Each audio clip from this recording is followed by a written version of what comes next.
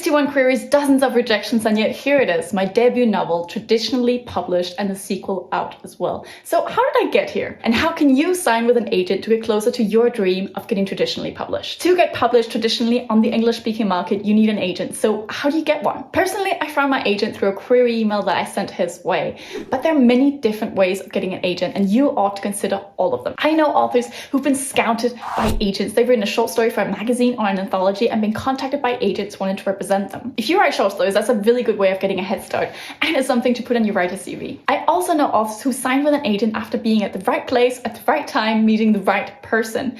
Attending literary festivals and events can be a really good way to make contacts and possibly meet agents. I also know authors who've had a friend, a family member, or a teacher introduce them to their current literary agent. If none of this applies for you, don't despair. It didn't for me either. That's why I started sending out queries. First, let's have a look at the checklist to see if you're actually ready to submit to agents. Do you have a full manuscript? I don't just mean the first few chapters or synopsis, I mean everything from beginning to end. Have you edited your full manuscript? Is it as good as you can make it?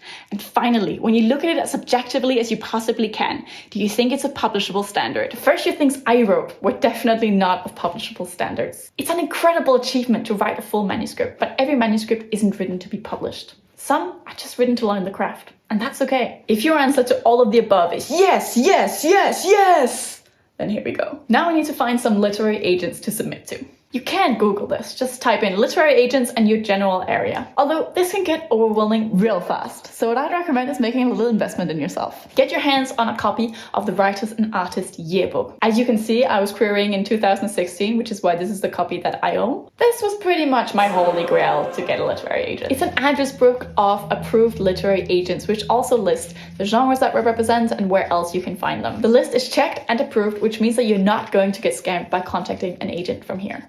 Actually, a quick word about scams. A proper literary agent is not going to ask you for upfront fees, be it a reading fee or an editing fee. Literary agents get a percentage of what they sell for you. They do not ask for upfront fees. If you're searching for literary agents on your own, it can be difficult to tell a scam apart from a real agent until you're already invested. That's a big reason why I think this is a good resource. Now, this is not the only way to find a literary agent. A tip I got a long time ago is to look at the authors that you like and look at the acknowledgement sections of their book. If they thank their agent, they likely have a good working relationship. I've also heard people talk about these two websites, querytracker.net and manuscriptwishlist.com. I'll link them below. I know none of these options contain a complete list of agents, but it might be a really good jumping off point for you. When I first got my hands on this bad boy, I went through the list from beginning to end and I highlighted every agency that represented adult fantasy, which is what I was writing. There was a total of 151 literary agencies representing adult fantasy at the time, and the list has grown since 2016. The process doesn't stop there. Once I'd found a literary agency that represented my genre, I would look them up online. I would go straight to their website, I'd click around, I would figure out what their submission guidelines were. Sometimes a simple search on the agency's website would tell me that they likely weren't going to be interested in my book. Sometimes it made me feel like we were a match made in heaven.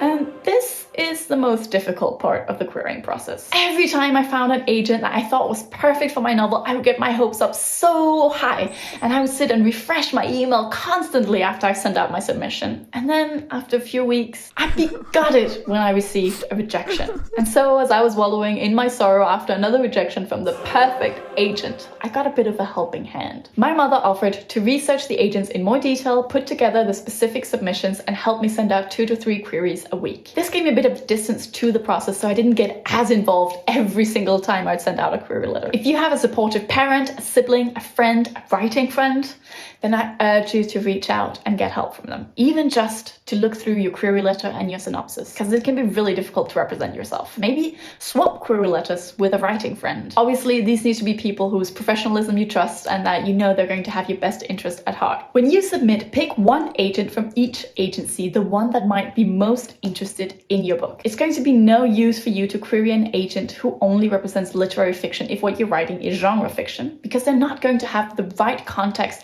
in order to sell your book to a publisher. Before you submit to any agent, make sure that you're intimately familiar with their submission guidelines. Because if you do not follow their guidelines, this is a sure and certain way of getting rejected. Unfortunately, agents don't have time to read every submission that gets sent to them. They get hundreds of queries and submissions, and they also have to do actual work to bring home some money. Agents are absolutely swamped with work. So what you want to do is make it as easy as possible for the agent to say yes. Write the best query letter you possibly can. If you want me to make a video specifically about query letters or anything else, put it in the comments down below, please. Something that can really help a query letter is to get outside help. I can't stress this enough. If someone other than yourself has read your manuscript, then please get them to help you with your query letter and your synopsis. If no one but you has read them, that's okay as well. You can still get help from someone you trust to go over your query letter and tell you if it's exciting and engaging. Take some time to really get your query letter as good as you can possibly make it, because this is the first and the main thing that agents are going to see from you. Before you submit, you also want to have all of the documents that an agent might ask for ready. Even if an agent doesn't initially ask for a synopsis, if they like your query letter, they might ask for one later, so you need to have one ready to go. Also, don't attach anything that the agent hasn't asked for. If they didn't ask for the first 3 chapters of your novel, then do not attach them. No photo attachments, no quirky colors, be professional in your communication. Another thing you can do to make it easy for an agent to say yes is to tell them why you think that they would be a good fit for your manuscript. Maybe they represent an author who really influenced your writing. Maybe they expressed an interest in your type of manuscript on their public Twitter feed. Maybe all of their favorite books that they list on their website are also your favorite books. Ultimately, you should query people who you think are going to resonate with your work and with whom you think you would work well. Don't just blindly copy and paste. Put in a bit of effort.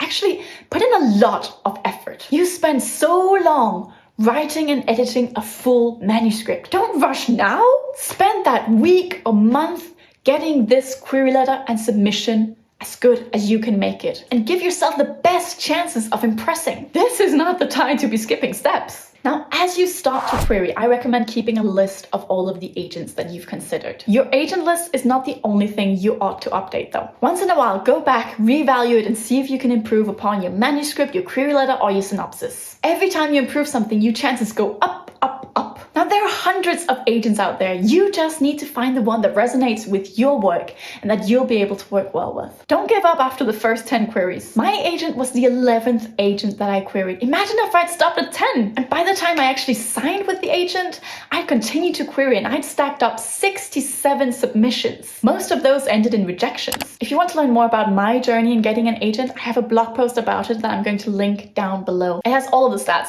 how long it took, how many submissions I sent out, how many rejections I got, how many responses. I wrote it back when everything was still fresh and I could still vividly remember what it was like to be in the querying wasteland. Something I learned while I was querying was that rejections wasn't the worst part of the process. At least it wasn't for me. The first few rejections can be tough, but there's something much harder to deal with. And to me, that was the wait. Checking my email constantly, being so disappointed with all that came in with spam mail. It might take you a while to find an agent who's just right for you, but hang in there. And if you think you have to get published before you're 30 or something arbitrary like that, let me stop you right away. With writing and publishing, it's never too late. It's one of the very few industries that's like that. Don't despair if the first thing you write doesn't get published. My first manuscripts didn't either. And the one that did get published was radically different by the time that it came out. I know people who've been writing their entire lives and didn't get published until they were in the 60s. I know people who got published with the first thing that they wrote. With writing and publishing, it's never too late. It's only ever too early. Once your words are out there, black on white, you can't take them back. All of your mistakes are there for the whole entire world to see forever. It's not like those strong photos you posted on Facebook and that all of your employers now see as the first thing when they Google your name, because those you can actually take down. A debut novel is there to haunt your nightmares forever. So make sure it's as good as you can possibly make it. Write what you want to write and worry about how to sell it once you actually have the full manuscript. Don't be stuck in your initial inspirations. If you pitch a Game of Thrones type of novel today, it's going to feel like something that came out of a bygone era. Game of Thrones was huge and might have inspired your manuscript, but the TV series is over by now. Right now, Wheel of Time is likely going to be on people's minds a lot more than Game of Thrones.